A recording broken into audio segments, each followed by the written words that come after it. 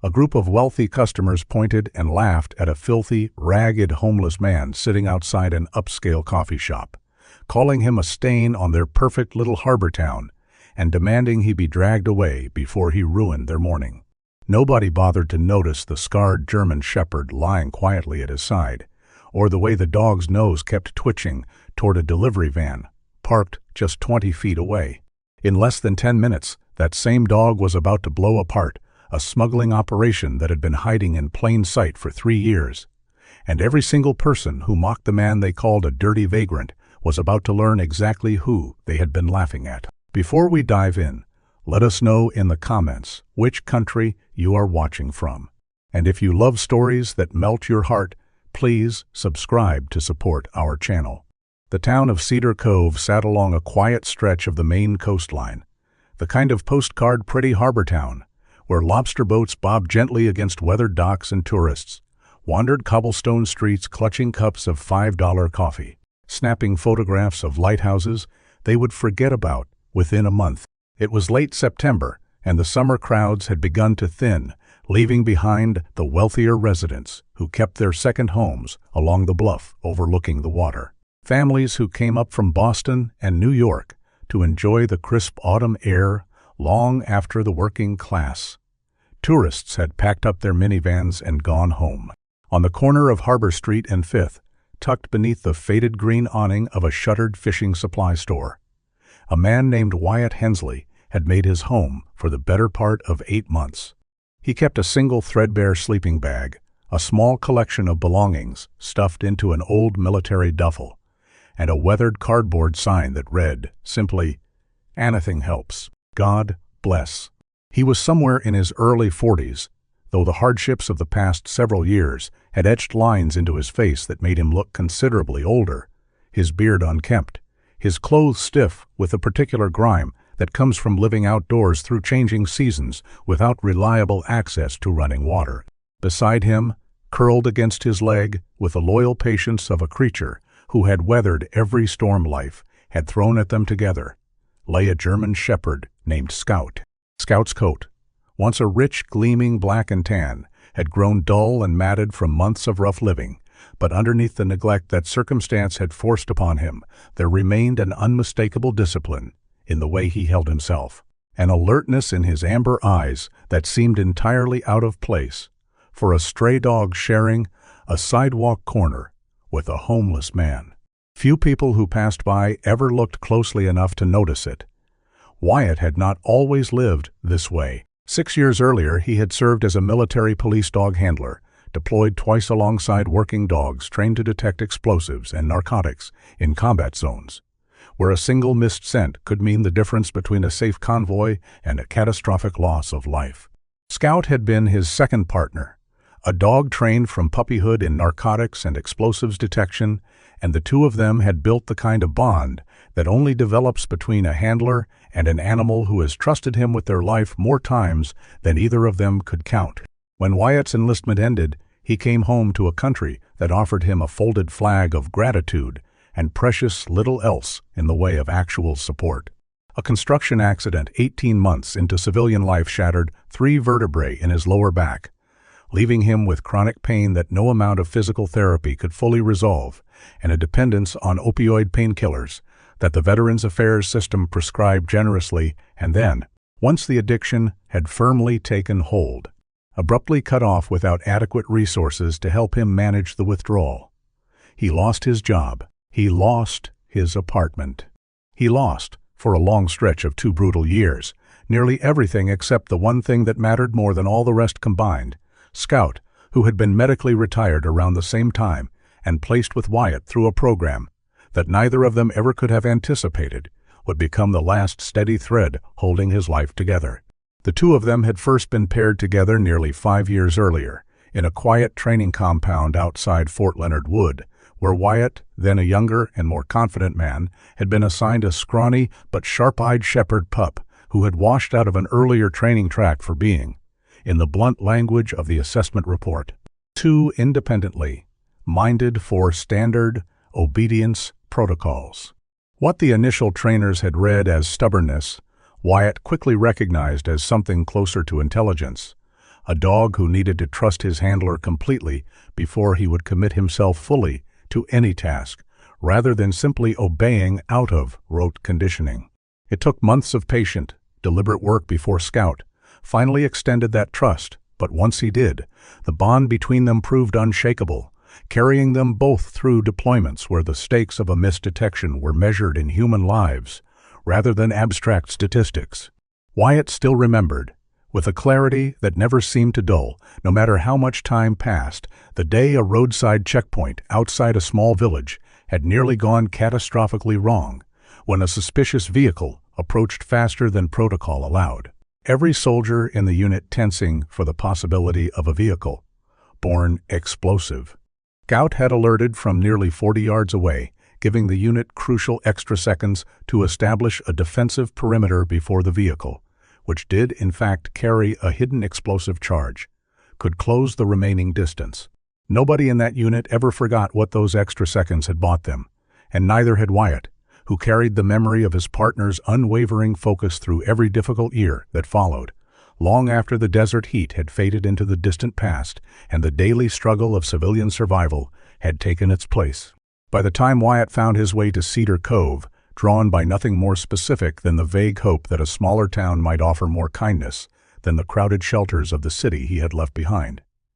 He had been clean from the painkillers for the better part of a year, a battle he fought largely alone, sustained mostly by his stubborn refusal to let the dog beside him watch him lose himself completely. He picked up whatever day labor the harbor offered, unloading crates for the fish market at dawn when his back allowed it, and spent the rest of his time simply trying to survive one day at a time, largely invisible to the wealthy residents and tourists who passed him on the street without a second glance, except when that glance curdled into something crueler. That particular Tuesday morning began no differently than any other. The air carried the familiar tang of salt and diesel from the harbor, gulls wheeling overhead in search of scraps, the town slowly waking beneath a pale, cloud-streaked sky. Wyatt had positioned himself, as he often did, on the low stone ledge outside Cedar Cove's most popular coffee shop, a polished establishment called the Gilded Anchor that served pastries at prices most of the town's actual working residents would never dream of paying, but which drew a steady stream of wealthy patrons willing to spend freely on their morning routine. He wasn't panhandling aggressively, never had been.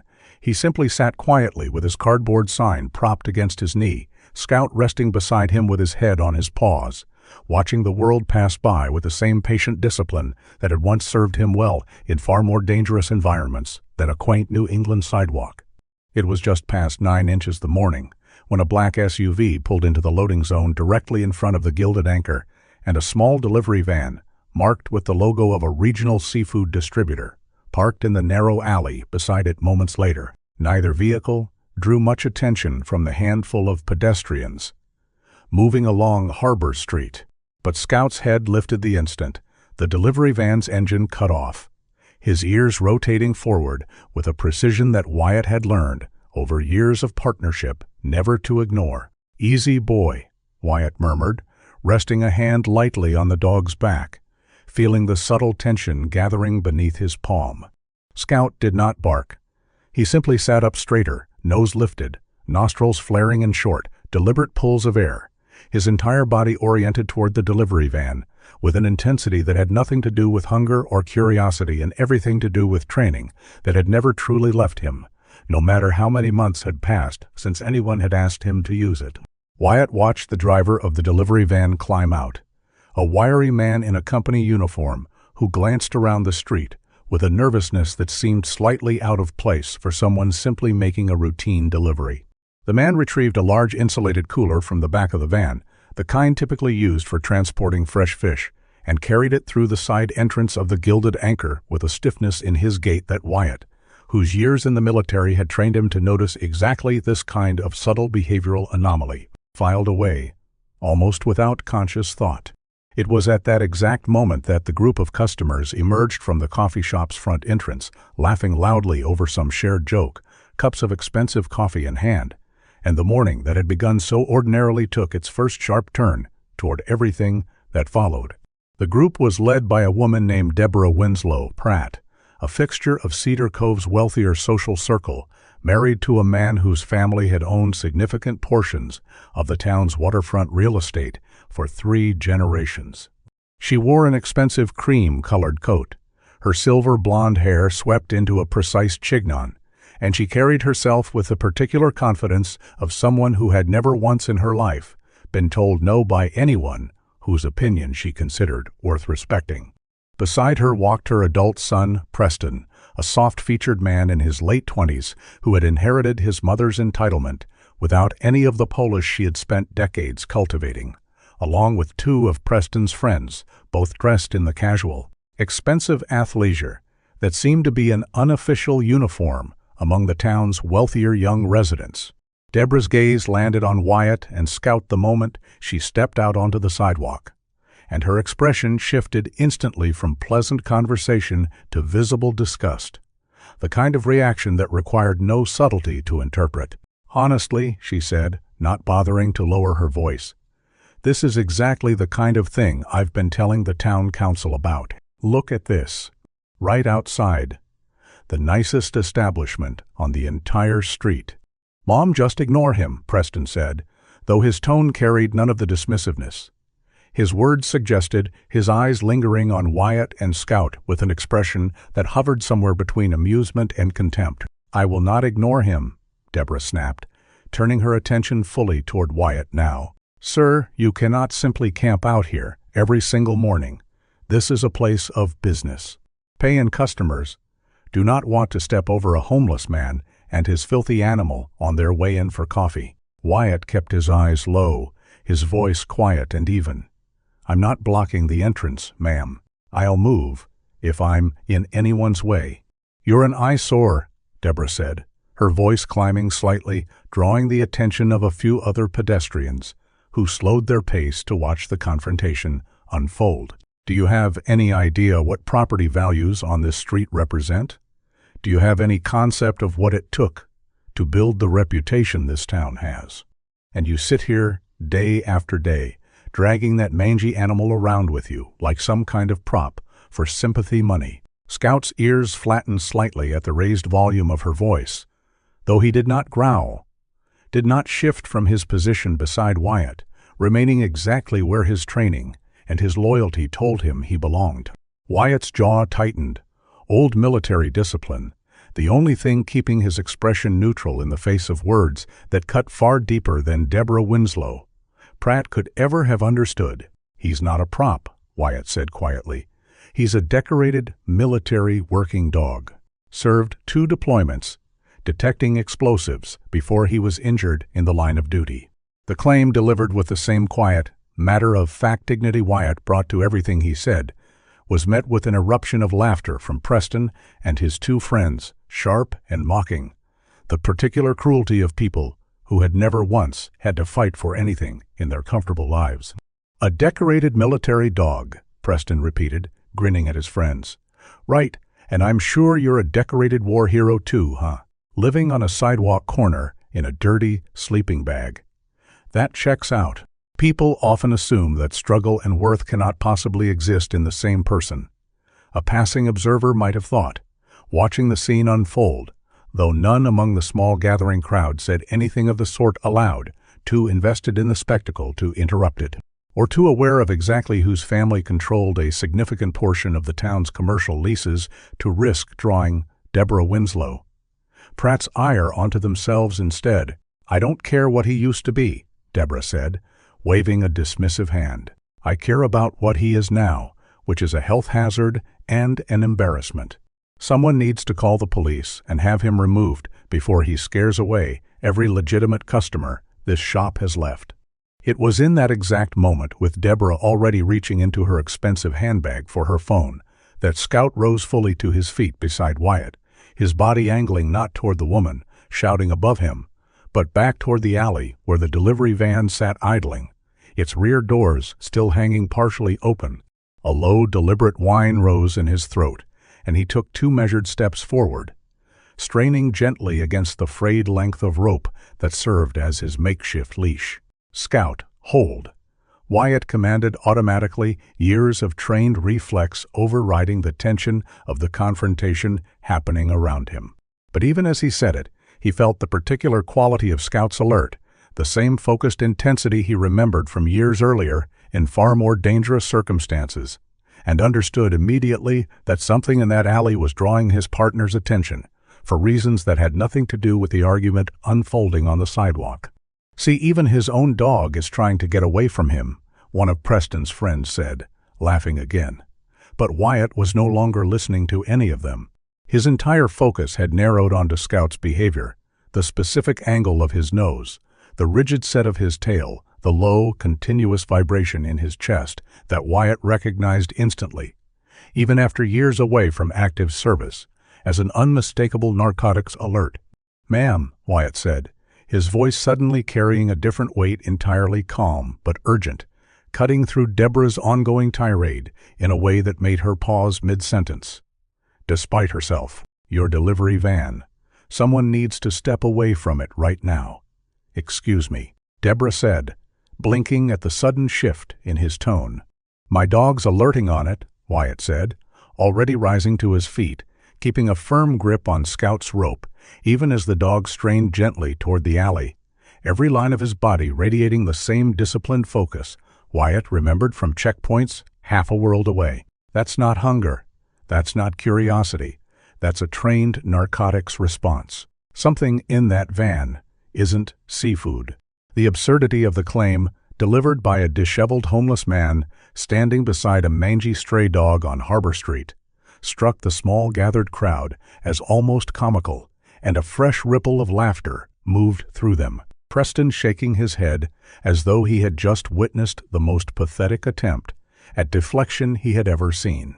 "Oh, this is rich," Preston said, wiping mock tears from his eyes. "Not only is he a war hero, now his dog's a drug-sniffing genius too. What's next? Is he secretly the mayor?" But not everyone in the small crowd was laughing. A young barista named Nina Alvarez, who had stepped outside to sweep the front walkway of the Gilded Anchor and had been quietly observing the entire confrontation from the doorway, felt a small, uneasy knot form in her stomach as she watched Scout's behavior. She had worked at the coffee shop for over a year, and in that time she had noticed things about their regular seafood delivery schedule that had never quite added up: deliveries that arrived at odd hours, coolers that the shop's manager insisted on receiving personally rather than allowing kitchen staff to handle, hushed conversations behind the office door whenever the delivery driver stopped by. "Wait," Nina said quietly, stepping further out onto the sidewalk. "Actually, hold on a second." Deborah rounded on her immediately, her patience for anything disrupting her morning already worn thin. "Excuse me, this doesn't concern you." "It kind of does," Nina said, her voice gaining a fraction more confidence, despite the obvious social risk of contradicting a woman like Deborah Winslow. "Pratt in public. I've worked here over a year, and that delivery guy never brings his coolers through the front like the other vendors. He always goes straight to Mr. Castellano's office, and nobody's ever allowed to check what's actually in them." The mention of the shop's owner, Victor Castellano, sent a subtle shift through the small crowd. A few uneasy glances exchanged between neighbors, who suddenly seemed to be recalculating a story they had never before had reason to question. By this point, the delivery driver had exited the coffee shop's side entrance, minus the cooler he had carried in, and was making his way briskly back toward his van, glancing at the small gathering on the sidewalk with an expression that flickered, just for an instant, into something far sharper than casual disinterest, before he quickly schooled his features back into neutrality. "Sir," Wyatt called out toward him, still holding Scout firmly at his side, despite the dog's continued straining. "I need you to step away from that vehicle. I don't know who you think you are," the driver snapped, quickening his pace toward the van. "But you need to mind your own business." It was the sharpness of his reaction, the sudden defensive edge in a man who moments earlier had appeared entirely unremarkable, that finally tipped the mood of the gathering crowd from amused spectacle into genuine uncertainty. Even Deborah Winslow Pratt, whose entire focus moments earlier had been fixated on having Wyatt removed from her sightline, found herself glancing between the fleeing driver and the growling dog with the first stirrings of doubt crossing her carefully composed features. That was the moment Officer Callum Reyes, a young Cedar Cove patrolman who happened to be walking his regular beat along Harbor Street, rounded the corner and took in the strange tableau in front of him. A homeless man restraining a straining German shepherd, a nervous delivery driver hurrying toward his van, and a small crowd of increasingly agitated onlookers. Chief among them, a furious Deborah Winslow, Pratt already gesturing wildly in Wyatt's direction. "Officer, thank God," Deborah said immediately, seizing the opportunity to reclaim control of the situation. "This vagrant has been harassing my family, and now his dog is out of control, lunging at innocent people. I want him removed from this street immediately." Officer Reyes, a young man barely 3 years into his career, glanced first at Wyatt, taking in the disheveled clothing, the cardboard sign, the tension radiating from the straining dog, and made the kind of instant judgment that came all too easily to people conditioned by appearance, rather than evidence. "Sir, I'm going to need you to step back from the sidewalk," Reyes said, his hand moving instinctively toward his belt. "Officer," Wyatt said, keeping his voice level despite the mounting tension of the moment, "my dog is alerting to narcotics in that delivery van. I'm a former military police handler. I know exactly what this response means. You need to hold that vehicle before it leaves." For a fraction of a second, something flickered across Officer Reyes's expression, the faintest hesitation of a young officer confronted with a claim that didn't fit neatly into the narrative Deborah Winslow, Pratt had already handed him. But hesitation, in that particular moment, gave way quickly to the far more familiar comfort of institutional bias. The easy assumption that a homeless man's word carried less weight than a prominent local family's, regardless of what evidence, stood quietly trembling on a rope leash between them. "Sir, I need you to calm down and step back," Reyes repeated, more firmly this time, moving toward Wyatt rather than the delivery van that was, at that very moment, pulling out of the alley and beginning to accelerate down Harbor Street.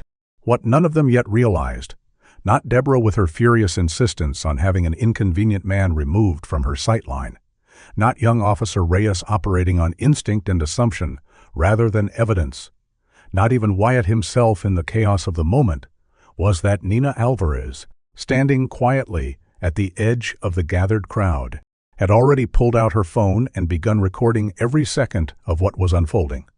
A decision that would prove, in the days to come, to matter a great deal more than anyone standing on that sidewalk could possibly have anticipated.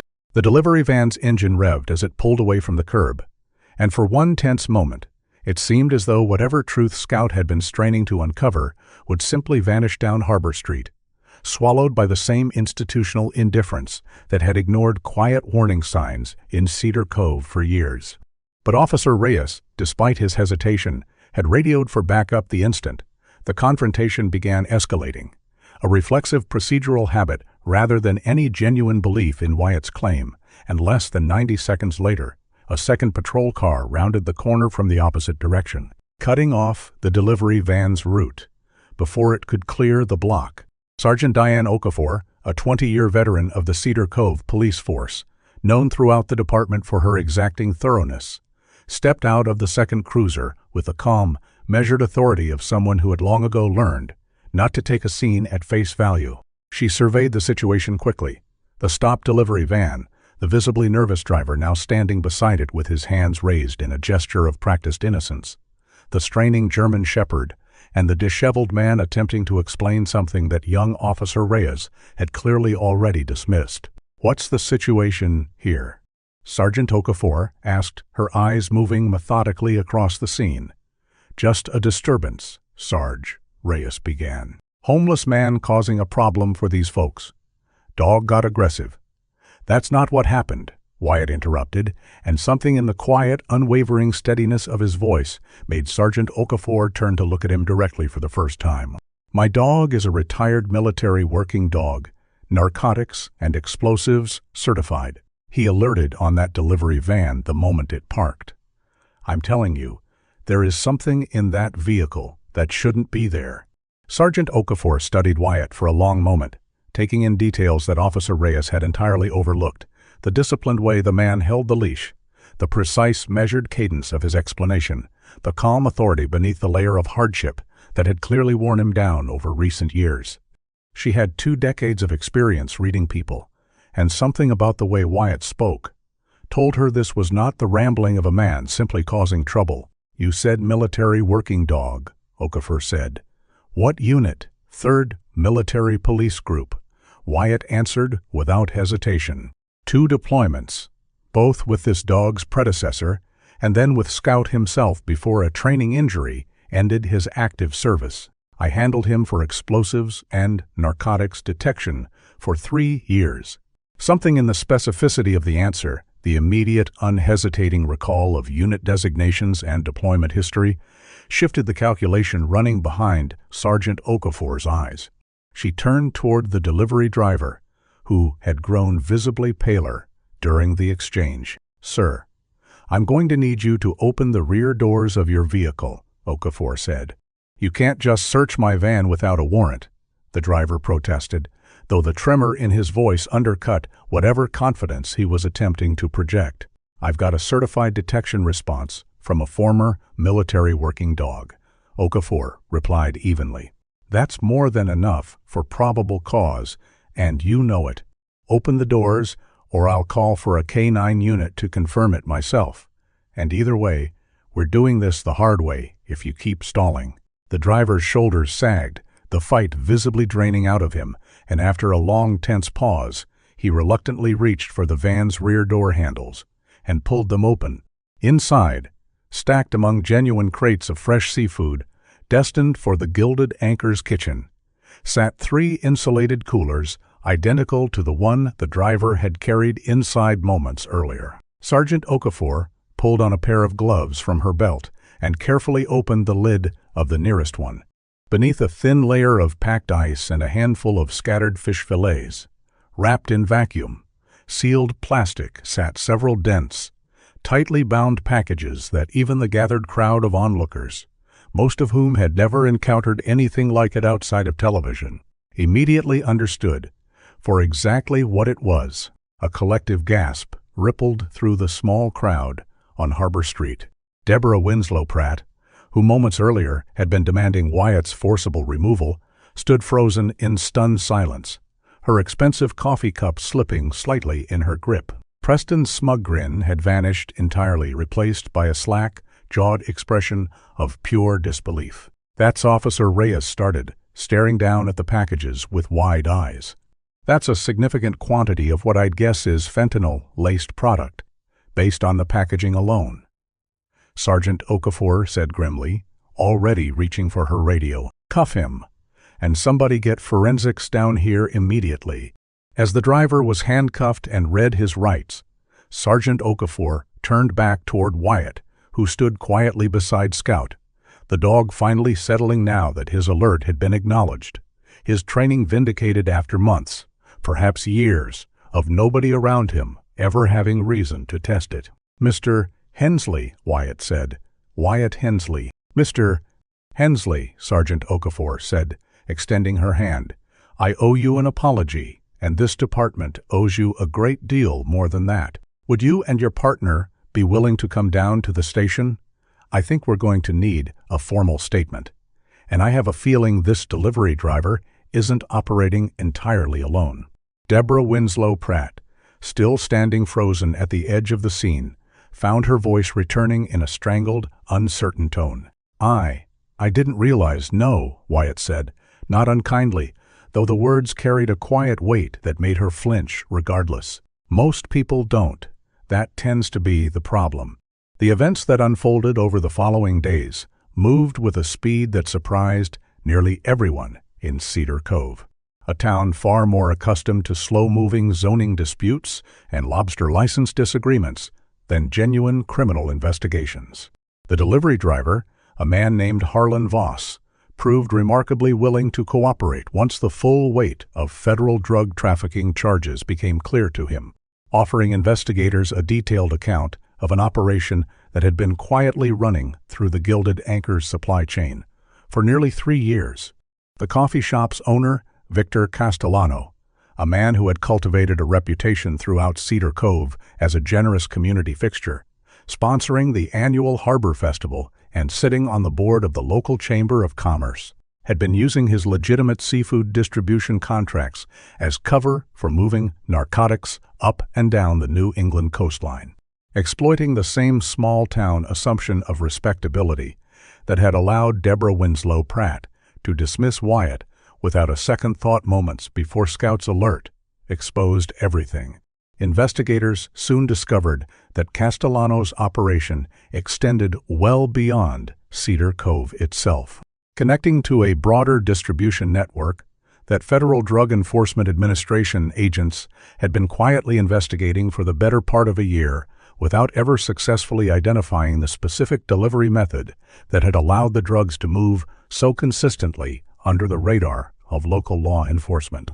Wyatt's initial account to Sergeant Okafor, combined with Scout's documented training history and the physical evidence recovered from the van, provided exactly the missing piece federal agents needed to finally close the net around an operation that had eluded them for months. The investigation revealed a scheme both simple and, in its own way, disturbingly elegant. Castellano had built his legitimate seafood distribution business over nearly a decade, cultivating relationships with restaurants and cafes across 3 coastal counties, and had only begun diverting a portion of his supply chain toward narcotics trafficking roughly 3 years earlier. After a chance encounter with a supplier looking for exactly the kind of low-suspicion transport network that a respectable, long-established local business could provide. The insulated coolers, identical in every visible respect to the ones used for genuine seafood deliveries, had allowed Harlan Voss to move product along the same routes and schedules as legitimate shipments for years without a single inspection ever raising suspicion, precisely because nobody expected a familiar face driving a familiar van to be carrying anything other than exactly what the paperwork claimed. Federal agents working alongside Sergeant Okafor's department spent the following weeks methodically tracing the operation's full scope, eventually uncovering a distribution web that stretched from Cedar Cove's quiet harbor up through 2 additional coastal towns and down into a mid-sized processing operation outside Portland. Special Agent Chandra's team executed 3 additional coordinated raids over the following month, each one building directly on evidence first uncovered because a single dog, dismissed by nearly everyone standing on that sidewalk as nothing more than a stray accompanying a homeless man, had refused to ignore what his training told him mattered. "You have to understand how significant this is," Agent Chandra explained to Wyatt during a follow-up conversation held nearly 3 weeks after the initial arrest, the 2 of them seated once again at the same small table, Scout dozing contentedly nearby. "We're not just talking about one delivery van. We're talking about a network that's been quietly funneling product through half a dozen small towns for years. Towns that all shared the same blind spot, the same assumption that respectability and criminality couldn't possibly exist in the same person. Castellano understood that blind spot better than anyone, and he exploited it ruthlessly. It took someone standing entirely outside that assumption, someone who'd learned the hard way not to trust surface appearances, to finally see through it. Wyatt absorbed this information quietly, turning the weight of it over in his mind. How many other towns like Cedar Cove are still sitting on exactly that same blind spot? Chandra didn't answer immediately, and when she finally did, her voice carried a note of genuine appreciation for the gravity of the question. "More than I'd like to admit, Mr. Hensley, which is exactly why what you and Scout did here matters well beyond just this one town." Special Agent Priya Chandra of the DIA's Regional Field Office arrived in Cedar Cove less than 48 hours after the initial arrest, and her first order of business was a lengthy, detailed conversation with Wyatt himself, conducted not in the sterile confines of an interrogation room, but in the modest but comfortable temporary housing that Sergeant Okafor had personally arranged for him and Scout through a partnership between the police department and a local veterans assistance organization that had, until that point, never known Wyatt existed. "Your dog's alert saved us months of investigative work," Agent Chandra told him, seated across a small table with Scout, resting contentedly nearby. Finally clean and fed for the first time in longer than either he or Wyatt cared to admit. We had suspicions about Castellano's operation, but we never had probable cause, solid enough to move on him. What you and Scout did on that sidewalk gave us exactly what we needed. He never lost the training, Wyatt said quietly, resting a hand on Scout's back. Even after everything, he never once stopped being who he was trained to be. Neither did you, from what I understand, Chandra said, glancing down at a folder in front of her that contained Wyatt's full service record, requested and delivered within hours of his name, entering the federal system. 2 deployments, 3 commendations, and a medical discharge that this country handled about as poorly as it's possible to handle something like that. I've seen a lot of cases like yours, Mr. Hensley, and I want you to know that what happened to you afterward, losing everything the way you did, that's not a reflection of your worth. That's a reflection of a system that failed you. Wyatt didn't respond immediately, his throat tight with an emotion he had spent years learning to suppress, simply to survive each difficult day. Scout, sensing the shift in his handler's mood, pressed his head gently against Wyatt's knee, and Wyatt allowed himself, for the first time in longer than he could remember, to simply sit with the quiet comfort of being genuinely seen by someone in a position to actually do something about it. Meanwhile, Nina Alvarez's cell phone footage from the sidewalk confrontation, which had captured not only the tense standoff between Wyatt and Deborah Winslow, Pratt, but also the dramatic discovery of the drugs moments later, found its way onto social media within hours of the arrest becoming public knowledge. Unlike so many viral moments that fade as quickly as they rise, this particular video carried a narrative arc so complete, so satisfying in its unfolding of dismissed dignity and vindicated truth, that it spread across the region with startling speed, picked up first by local news outlets, and then, within days, by national coverage that focused heavily on the story of a homeless veteran and his loyal service dog, exposing a smuggling operation that wealthy townspeople had mocked him for even suggesting existed. The comments beneath the video overflowed with a particular kind of righteous fury directed squarely at Deborah Winslow Pratt, whose cruel dismissal of Wyatt moments before the drugs were discovered had been captured in unflattering, unmistakable clarity. Local reporters who had initially covered the arrest as a straightforward drug bust soon found themselves fielding an increasing number of questions about the social dynamics that had nearly allowed the delivery van to drive away entirely unexamined. Questions that inevitably circled back to the uncomfortable reality that a homeless man's credible warning had very nearly been ignored entirely because of how he looked rather than what he actually knew. Nina herself found the sudden attention surrounding her footage disorienting in ways she hadn't anticipated. Reporters called the coffee shop repeatedly in the days following the video's spread, and strangers began recognizing her on the street, some offering praise for her willingness to speak up, others, more troublingly, suggesting she had simply gotten lucky filming something that happened to go viral rather than made any real choice at all. She found herself, in quiet moments during her shifts, replaying the entire confrontation over in her mind, wondering what might have happened had she not stepped forward, had she simply kept sweeping the front walk and minding her own business the way half the crowd gathered that morning had chosen to do. "I almost didn't say anything," she admitted to Wyatt, during one of the several conversations they shared in the weeks that followed, after he had begun visiting the newly reopened cafe where she now worked as manager. "I kept thinking, who am I to interrupt Deborah Winslow?" Pratt in the middle of one of her tirades. "I've worked in this town my whole life. I know exactly what kind of trouble that family can cause for somebody like me. But you said something anyway," Wyatt pointed out. "Because Scout wasn't acting like a dog just being difficult," Nina said. "I've seen plenty of dogs get spooked by loud voices or crowded sidewalks. That wasn't what was happening. He looked like he had a job to do. And I guess some part of me trusted that more than I trusted the story everyone around me seemed so certain of." It was a small courage, Nina would later reflect, nowhere near as dramatic as the eventual unraveling of Castellano's smuggling operation or the federal raids that followed in its wake. But it was, in its own quiet way, the first domino that had allowed everything else to fall into place exactly when it needed to. Without her willingness to step forward and voice an uncomfortable doubt in front of a woman who held considerable sway over her livelihood, the delivery van might well have pulled away from Harbor Street entirely unexamined, its cargo continuing on toward whatever destination awaited it. The entire operation persisting undisturbed for who knew how many additional months or years. Wyatt made a point, in the months that followed, of stopping by the cafe regularly, not simply out of gratitude, though that certainly played its part, but because he had come to genuinely value the quiet, steady friendship that had grown between them in the aftermath of everything the town had gone through together.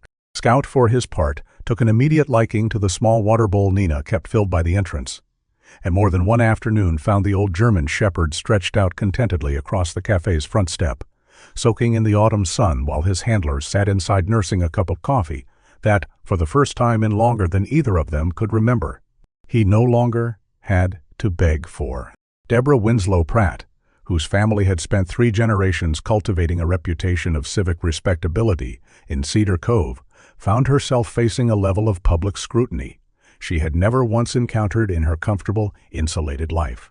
The local newspaper ran a follow-up piece detailing the entire sidewalk confrontation, quoting several witnesses who described her repeated insistence that Wyatt be removed from the premises, even as Scout's alert grew increasingly obvious to everyone standing nearby. Her husband's real estate business, which relied heavily on maintaining goodwill among the town's working residents, began quietly losing several long-standing commercial tenants who cited, without ever directly referencing the viral video, a general sense that they no longer felt their business was valued by the Winslow Pratt family. Preston, whose mocking laughter at Wyatt's claim of military service had been captured with particularly damning clarity in Nina's footage, found himself the subject of intense and largely unflattering attention across several social media platforms, his employer at a Boston financial firm quietly informing him, within a week of the video's viral spread, that his continued association with the company was no longer considered a good fit for their brand image. A regional journalist named Marcus Feldman, who covered local investigative stories for a mid-sized New England news outlet, reached out to Wyatt roughly 10 days after the arrest, hoping to write a more thorough piece that went beyond the surface-level viral narrative already circulating.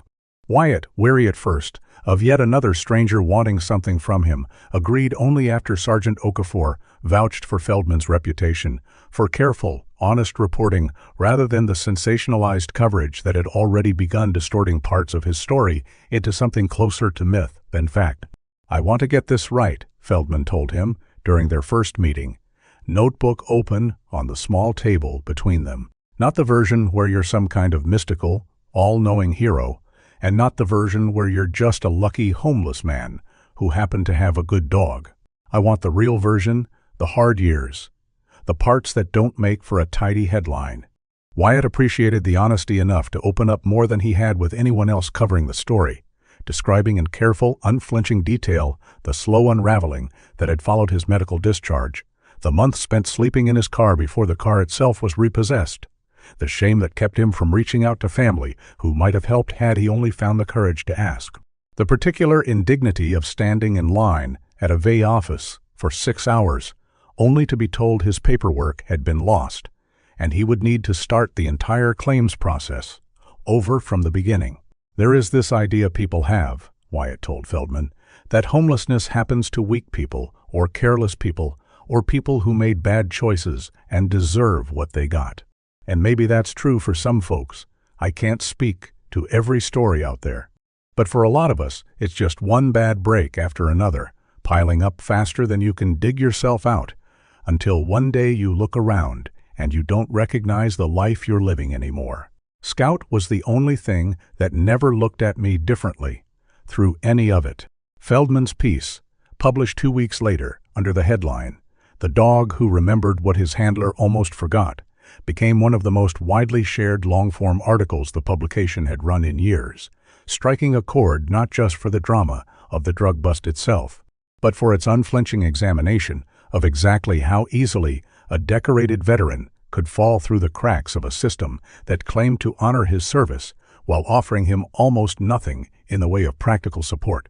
Once his uniform came off, the article prompted an unexpected wave of correspondence directed at Wyatt from other veterans across the country who had experienced similar struggles, some still homeless, some newly housed but barely hanging on, each one finding in Wyatt's story a small, hard-won validation that their own difficult circumstances did not erase the value of what they had once given in service to their country. Wyatt, working alongside the Veterans Assistance Organization that had taken him under its wing, began setting aside time each week to respond personally to as many of these letters as he reasonably could, a practice that would eventually grow into a small but meaningful peer support initiative connecting newly struggling veterans in the region with others further along in their own recovery. Not everyone in Cedar Cove, however, greeted the unfolding scandal with simple satisfaction at watching the town's wealthier residents face consequences. A significant portion of the community found themselves confronting a far more uncomfortable question. How many other times had someone like Wyatt been dismissed, overlooked, or actively mistreated by people who assumed, based on nothing more than appearance and circumstance, that his voice and his worth carried less weight than their own comfort? It was this question that prompted Sheriff Marcus Boone, the town's elected chief law enforcement officer, to call an unusual public meeting at the Cedar Cove Community Center, less than 2 weeks after the arrest, an event that drew a crowd far larger than any town hall gathering in recent memory. Wyatt, initially reluctant to attend given the intense public attention that had settled around him, was ultimately persuaded by Sergeant Okafor, who argued that his presence might help the town process what had happened in a way that led to genuine change rather than simply passing scandal.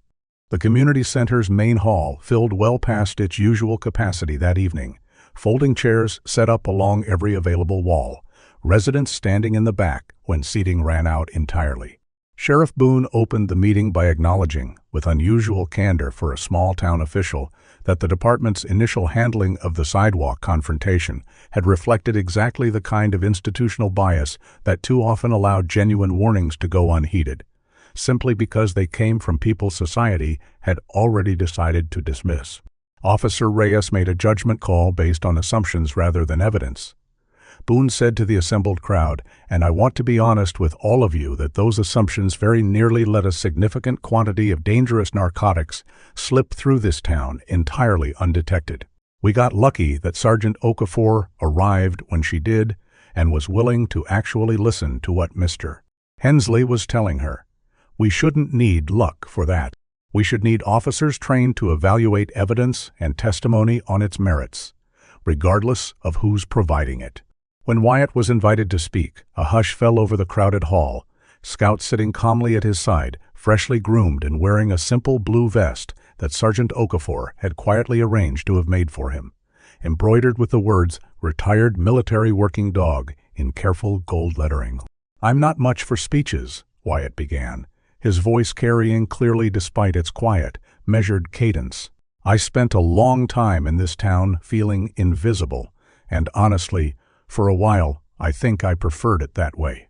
Easier to disappear than to be seen and judged for everything you've lost." He paused, resting a hand on Scout's head. "This dog never once treated me differently because of what happened to me.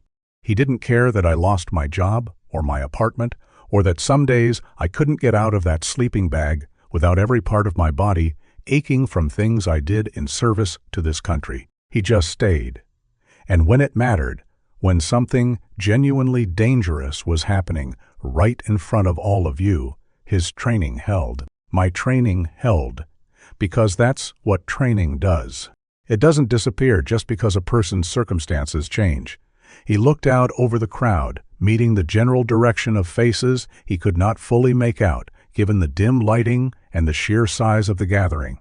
But he spoke as though addressing each person individually regardless. "I'd ask you all to think about that the next time you see someone struggling on a street corner. You don't know their story. You don't know what they carried before they ended up there, or what they might still be capable of, if anyone bothered to actually look instead of just looking away. The applause that followed was neither loud nor performative, but it carried a genuine, sustained warmth that seemed to settle something in the room, a collective acknowledgement of a lesson the town had needed to learn for a long while before circumstance finally forced the issue into the open. Near the back of the hall, seated alone in a folding chair rather than in her usual place among the town's more prominent residents, Deborah Winslow Pratt sat with her hands clasped tightly in her lap, her carefully composed public demeanor cracking visibly, for perhaps the first time anyone in Cedar Cove could remember witnessing. When the meeting began to wind down and residents started gathering their coats, she rose from her seat and made her way slowly toward the front of the hall, where Wyatt stood speaking quietly with Sergeant Okafor. "Mr. Hensley," she said, her voice noticeably smaller than the sharp, dismissive tone she had used on Harbor Street weeks earlier. "I owe you an apology. A real one, not the kind I offered on the sidewalk that day, which I understand now wasn't really an apology at all." Wyatt regarded her for a long moment, Scout watching the exchange with quiet, alert patience beside him. "I appreciate you saying that.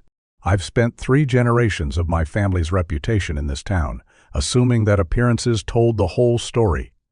Deborah continued, her voice growing steadier as she pushed through the discomfort of the admission. "I looked at you, and I saw someone I decided didn't matter, without ever once asking myself what had actually happened to bring you to that sidewalk. That's not something I'm proud of, and it's not something a single conversation is going to fix. But I wanted you to hear it directly from me, not from a newspaper article or a video online. People change slowly if they change at all," Wyatt said, not unkindly. "I'd rather see it in what you do next than in what you say tonight. But I appreciate you saying it." Deborah nodded, accepting the measured response for exactly what it was. Neither forgiveness nor rejection, simply an honest acknowledgement of where things actually stood between two people who had, until a few short weeks earlier, occupied entirely separate worlds within the same small town. In the months that followed, she would quietly begin funding a portion of the Veterans Housing Initiative that Councilwoman Delgado had championed, never publicizing the contribution, never seeking credit for it. A small but genuine shift that Sergeant Okafor would later describe to Wyatt as about as close to real accountability as Cedar Cove's oldest family had ever demonstrated in living memory. In the weeks that followed, Cedar Cove's response to what had happened evolved beyond simple viral attention into something more substantive. The town council, prompted by Dr. Helena Marsh's counterpart on Cedar Cove's own governing body, a pragmatic councilwoman named Trish Delgado, who had watched the entire saga unfold with mounting frustration at her town's failures, allocated emergency funding toward a partnership with a regional veterans housing initiative, aimed specifically at ensuring that no former service member in the area would find themselves without stable shelter, the way Wyatt had for the better part of a year. Victor Castellano, facing an overwhelming body of evidence gathered by federal investigators in the weeks following his arrest, ultimately accepted a plea agreement that included substantial prison time and full cooperation in identifying the broader distribution network his operation had connected to, information that led to 4 additional arrests across 2 neighboring states over the following month.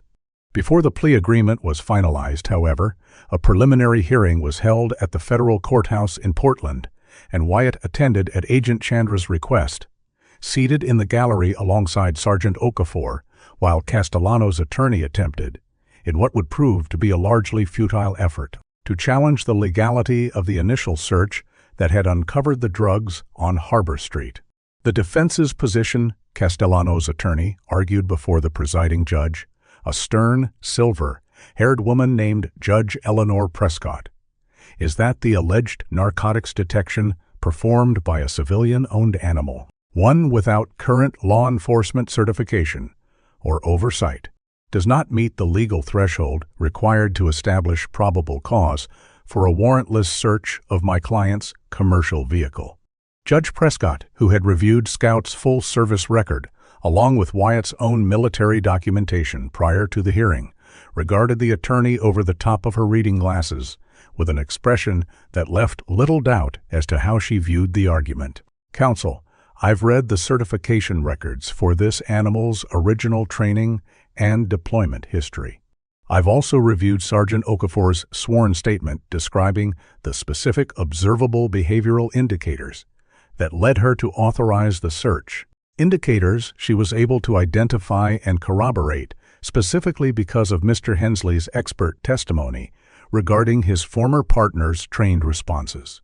This is not a case of a random stray dog barking at a stranger. This is a documented case of expert identification of trained detection behavior, confirmed by physical evidence recovered moments later. I'm not inclined to suppress evidence obtained through exactly the kind of careful, corroborated police work this search represents."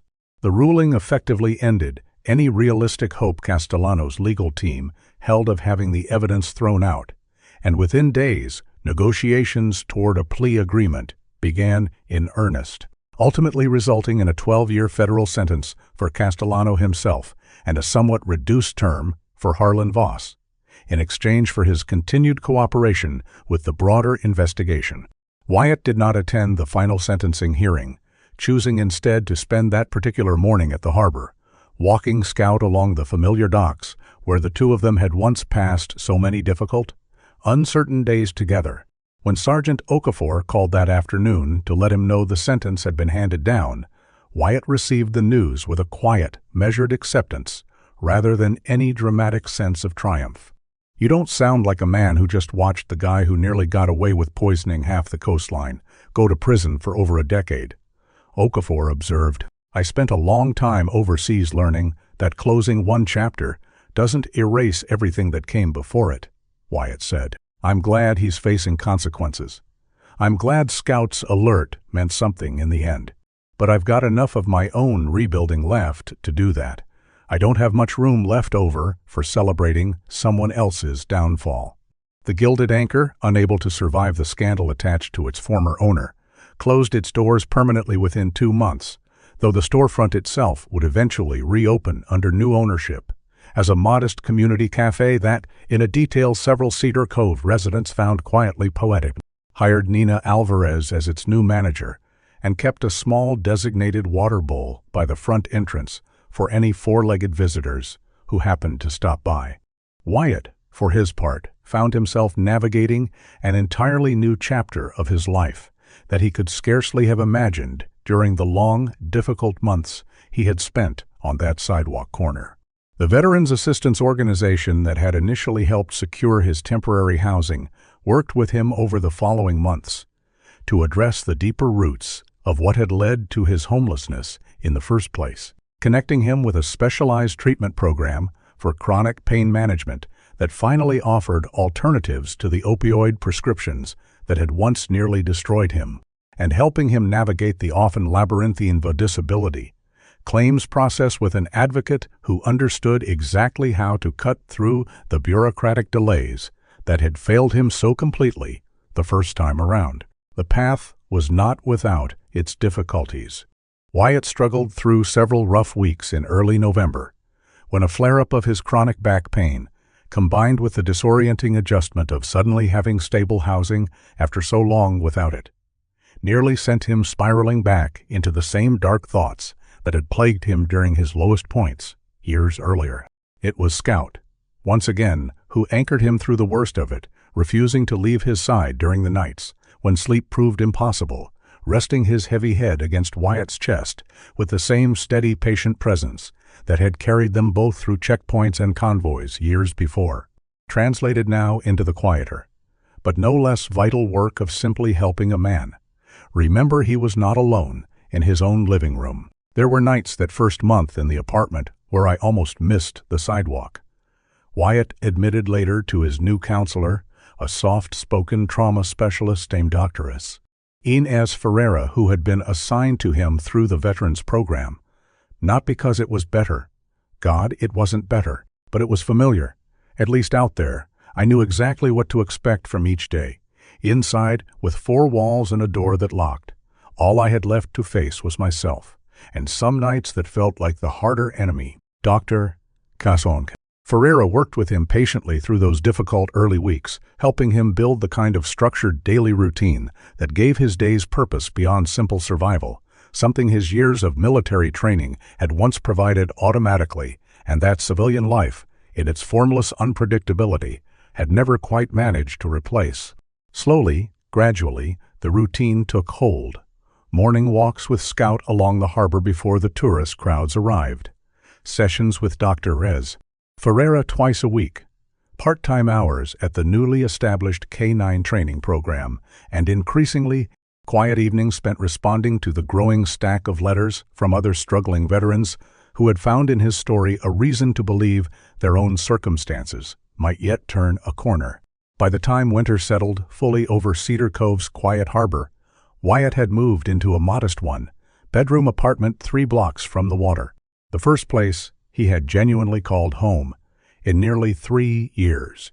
Sergeant Diane Okafor, who had continued checking in on him regularly in the months following the arrest, helped connect him with a part-time position, working alongside the Cedar Cove Police Department's newly established K9 training program, an initiative born directly out of the town's reckoning with what had nearly slipped past them entirely, teaching young officers exactly the kind of careful, evidence-based observation that Sergeant Okafor herself had demonstrated on that chaotic sidewalk months earlier. The training program itself became something of an unexpected calling for Wyatt, who discovered in the work a purpose that reached back toward the parts of his old military service that had once given his life its clearest sense of meaning. He worked closely with Officer Callum, Reyes in particular, the same young officer whose initial instinct on Harbor Street had nearly let the delivery van drive away entirely unexamined. Rather than holding on to any lingering resentment over that early misjudgment, Wyatt found in Reyes an eager, humbled student, determined to never again let assumption override evidence in the field.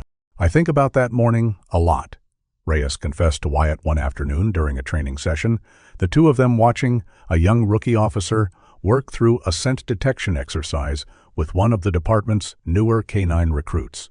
"I looked at you and I made a decision about who you were before you'd even finished your first sentence. That's not the kind of officer I want to be." "Everybody's got a moment like that, somewhere in their past," Wyatt told him. "The measure of a person isn't whether they get it wrong once. It's whether they're willing to actually change once they see the cost of getting it wrong." Reyes, true to that lesson, would go on to become one of the department's most careful and thorough officers over the following years, a transformation that Sergeant Okafor liked to credit, only half-jokingly, entirely to one very patient German shepherd and the man who had refused to let a group of laughing strangers convince him his voice didn't matter. Scout, now fully recovered from the months of rough living that had dulled his once gleaming coat, spent his days moving between Wyatt's modest apartment and the training facility with the same quiet dignity he had carried through every hardship life had handed him, occasionally demonstrating narcotics detection techniques for wide-eyed young recruits who could scarcely believe that the calm, disciplined animal in front of them had once been dismissed as nothing more than a mangy stray accompanying a homeless man nobody wanted to look at directly. On a cold, clear evening in early December, nearly 3 months after the confrontation on Harbor Street, Wyatt sat on the small balcony of his new apartment, a mug of coffee warming his hands, watching the lights of the harbor reflect softly against the dark water below. Scout lay curled beside his chair, content and warm, a world away from the cardboard sign and threadbare sleeping bag that had once defined their daily existence. Sergeant Okafor had stopped by earlier that evening, as she occasionally did, bringing news that the town council had voted unanimously to install a small commemorative bench outside the newly reopened cafe on Harbor Street. A simple plaque affixed to its surface reading, "In honor of the quiet ones who see what others choose to ignore." Wyatt had laughed softly when he heard the news, shaking his head at the idea of a bench bearing tribute to a man who had spent the better part of a year feeling as though he barely existed to the people walking past him each day. "You could come see it unveiled next week." Okafor had offered before she left. Whole town's going to be there. Even Deborah Winslow. Pratt, from what I hear. Maybe, Wyatt had said. Non-committal, and Okafor had smiled knowingly, understanding better than most that a man who had spent so long being stared at for the wrong reasons might need a while yet before he felt entirely comfortable being looked at for the right ones. Now, alone on the balcony with only Scout and the quiet hum of the harbor for company, Wyatt found his thoughts drifting back over the strange winding path that had led him here, from a training compound in Missouri to a dusty checkpoint half a world away, through the long, dark years of loss that had followed, and finally to this small, warm apartment overlooking a harbor that had once offered him nothing but cold stone to sleep against. He thought about Nina Alvarez, who had found the courage to speak up, when it would have been so much easier to simply keep sweeping and stay silent. He thought about Sergeant Okafor, who had chosen to actually listen, rather than simply see what she expected to see. He thought about Tucker, like moments of grace extended even toward people who had wronged him, and about the particular hard-won wisdom that came from having lost nearly everything and clawed his way back regardless. Most of all, he thought about Scout, who had never once needed a plaque or a viral video or a courtroom verdict to know exactly who his handler was, war hero or homeless man, decorated veteran or invisible stranger on a street corner. To Scout, Wyatt had simply always been the person worth staying beside. Through every version of hardship life had handed them both. "You know," Wyatt said quietly, scratching behind Scout's ears as the dog leaned contentedly into his hand, "I used to think the worst thing that ever happened to me was losing my sight in this town's estimation, losing the version of myself everybody used to respect." He paused, watching a lobster boat's running lights move slowly across the dark water below. "But I think the truth is, I never actually lost that person. Everybody else just stopped looking for him. Took a stubborn dog and a very bad group of people smuggling drugs in seafood coolers to remind this whole town how to look again." Scout huffed softly, settling deeper into the crook of Wyatt's leg, and the two of them sat together in comfortable silence as the harbor lights flickered against the winter darkness. Two partners who had weathered the very worst that circumstance could offer, and had, against every reasonable expectation, found their way back to something that finally resembled peace. Down the street, faintly visible from the balcony, the soft glow of the reopened cafe's front window still burned, Nina Alvarez likely closing out the register for the night. The little water bowl by the entrance, no doubt already dry and waiting to be refilled for whatever four-legged visitor might wander by come morning. It was, Wyatt thought, a small thing, a water bowl by a door. But small things he had learned across every hard year of his life. From a checkpoint half a world away to a sidewalk corner, 3 blocks from where he now sat, had a way of meaning far more than their size ever suggested. But sitting there in the quiet cold of a December evening, warm apartment at his back, loyal partner resting peacefully beside him, and a town slowly, imperfectly, but genuinely working to become better than the version of itself that had once laughed at him without a second thought, Wyatt found that he no longer needed the bench or the plaque, or any external validation at all, to understand exactly what he and Scout had accomplished together. They had never stopped being who they were, not through deployment, not through injury, not through the long, brutal years of loss that followed. It had simply taken the rest of the world a little longer to notice. The story of Wyatt Hensley and his loyal partner Scout is a powerful reminder that dignity does not disappear simply because circumstance strips away comfort, and that the quiet, overlooked people among us often carry within them a strength and a truth that far exceeds anything appearances alone could ever suggest. In a world quick to judge based on the surface of a person's life rather than the depth of their character, this story teaches us that real worth is never measured by a bank account, a clean shirt, or a permanent address. It is measured by loyalty, discipline, and the unbreakable courage to speak truth, even when everyone around you has already decided your voice doesn't matter. If this story touched your heart and reminded you never to underestimate the person society too often chooses to look away from, please share this video with someone who needs a reminder of what true worth really looks like. Leave a comment below and let us know your thoughts. And please subscribe to our channel for more inspiring stories of resilience, loyalty, and quiet justice. May God bless every veteran who has given so much for the safety of others, and every loyal animal companion who has ever stood faithfully by someone the world had given up on. If you believe that true character can never be judged by outward appearance alone, please type Amen in the comments below. Thank you so much for spending your time with us today. And please tell us, which country are you watching this story from tonight?